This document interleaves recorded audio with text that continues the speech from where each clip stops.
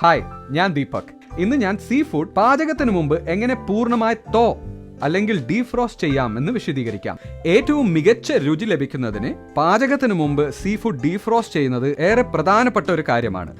അത് shrimp, fish, squid ഏതുമാകട്ടെ, ഏത് വലുപ്പത്തിലുള്ളതുമാകട്ടെ, പൂർണ്ണമായി അല്ലെങ്കിൽ ഡീഫ്രോസ്റ്റ് ചെയ്യുന്നത് വിഭവത്തിന്റെ ഏറ്റവും മികച്ച രുചിക്ക് പ്രധാനമായ ഒരു ഘടകമാണ്. ഫ്രിഡ്ജിൽ സീ ഫുഡ് പാക്കറ്റ്സ് ഉണ്ട്. ഡീഫ്രോസ്റ്റ് ചെയ്യാൻ വേണ്ടത് 2 സിമ്പിൾ കാര്യങ്ങളാണ്. പാക്കറ്റ്സ് നന്നായി വയ്ക്കാൻ വലുപ്പമുള്ള ബൗൾസ്, പിന്നെ വെള്ളത്തിന് ചൂടില്ല എന്ന് ഉറപ്പുവരുത്തണം. പാത്രത്തിൽ വെള്ളം നിറയ്ക്കുക. ഫ്രിഡ്ജിൽ നിന്ന് പാക്കറ്റ് എടുക്കുക. പാക്കറ്റ്സ് ബൗളിൽ വെച്ചതിന് ശേഷം വെള്ളം നിറയ്ക്കുക. പാക്കറ്റ് വെള്ളത്തിൽ മുഴുവനായി മുങ്ങിക്കിടക്കണം. പാക്കറ്റ്സ് വെള്ളത്തിൽ പൊങ്ങിക്കിടക്കുകയാണെങ്കിൽ അതിന് മുകളിൽ ഒരു പാത്രമോ പ്ലേറ്റോ വെക്കണം. മത്സ്യത്തിന്റെ വലിപ്പം അനുസരിച്ച് ഡീഫ്രോസ്റ്റ് ചെയ്യാൻ 25 മുതൽ 45 മിനിറ്റ് വരെ സമയം ആവശ്യമുണ്ട്. പ്രത്യേകമായി ഒരു സമയം കണക്കാക്കാനാവില്ല. ഇത് ഏകദേശം നമ്മുടെ അമ്മമാർ അരിയുടെ വേവ് നോക്കുന്നത് പോലെയാണ്.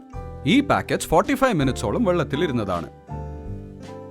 അല്പസമയം കൂടുതൽ വെള്ളത്തിൽ ഇരിക്കുന്നത് കൊണ്ട് യാതൊരു കുഴപ്പവുമില്ല. മുഴുവൻ തണുപ്പും മാറി ചൂടിലേക്ക് വരുന്ന അവസ്ഥ മത്സ്യത്തിന്റെ ഗുണത്തെ ബാധിക്കുമെന്നതിനാൽ അത് ഒഴിവാക്കുവാൻ ശ്രദ്ധിക്കുക. ഇതിൽ ശ്രദ്ധിക്കേണ്ട പ്രധാനമായ കാര്യം മത്സ്യത്തിന്റെ മാംസള ഭാഗത്ത് വെള്ളം സ്പർശിക്കരുത് എന്നതാണ്. അതിനാൽ തന്നെ പാക്കറ്റ് തുറന്നതല്ല എന്ന് ഉറപ്പുവരുത്തണം. കാരണം വെള്ളത്തിൽ മാംസള ഭാഗം തൊടുമ്പോൾ അത് വെള്ളം വലിച്ചെടുക്കുന്നതിനും ഇറച്ചിയുടെ ഘടനയും യഥാർത്ഥ സ്വാദും നഷ്ടപ്പെടുത്തുന്നതിനും കാരണമാകുന്നു. നിങ്ങൾ മുഴുവൻ മത്സ്യവും പാചകം ചെയ്യാൻ ഉദ്ദേശിക്കുന്നില്ലെങ്കിൽ വേണ്ടത് മാത്രം എടുത്ത് പുറത്തെ കവറിനകത്തിട്ട് റബ്ബർ ബാൻഡ് ഉപയോഗിച്ച് എയർ ടൈറ്റ് ആക്കി വെള്ളത്തിൽ മുക്കി വെക്കുക. ബാക്കിയുള്ള ഭാഗം ഉള്ളിലെ പാക്കറ്റിലിട്ട് എയർ ടൈറ്റ് ആക്കി ഫ്രീസറിൽ സൂക്ഷിക്കുക. ഈ പാക്കറ്റ്സ് 45 മിനിറ്റോളം വെള്ളത്തിലിരുന്നതാണ്. എത്ര നന്നായി മത്സ്യത്തിന്റെ മാംസഭാഗം ഡീഫ്രോസ്റ്റ് ആയെന്ന് നിങ്ങൾക്ക് കാണാം.